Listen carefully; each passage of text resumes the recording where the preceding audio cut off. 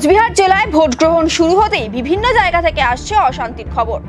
তুফানগঞ্জে তৃণমূলের অস্থায়ী নির্বাচন কার্যালয়ে আগুনে পুড়িয়ে দেওয়ার অভিযোগ উঠল বিজেপির বিরুদ্ধে।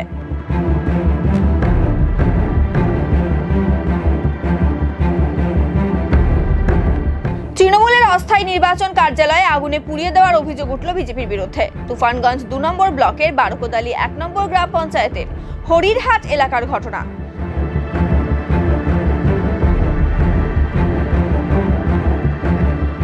গত পঞ্চায়েত নির্বাচনে একক সংখ্যাগরিষ্ঠতা পেয়ে বারোকোদালি ১ নম্বর গ্রাম পঞ্চায়েত দখল করে বিজেপি। এদিন তৃণমূলের অস্থায়ী কার্যালয়ে পুড়িয়ে দেওয়ার অভিযোগ উঠেছে বিজেপির বিরুদ্ধে।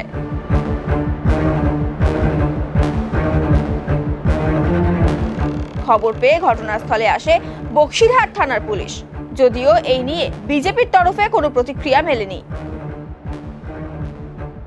আমরা বারোকোদালি ১ অঞ্চলের অন্তর্গত ৯-এর ১৪৯ নং বুথের আজকে রাতের অন্ধকারে আমাদের যে অস্থায়ী বুথ কেন্দ্র, সেই বুথ কেন্দ্রটা পুড়িয়ে দেওয়া হয়।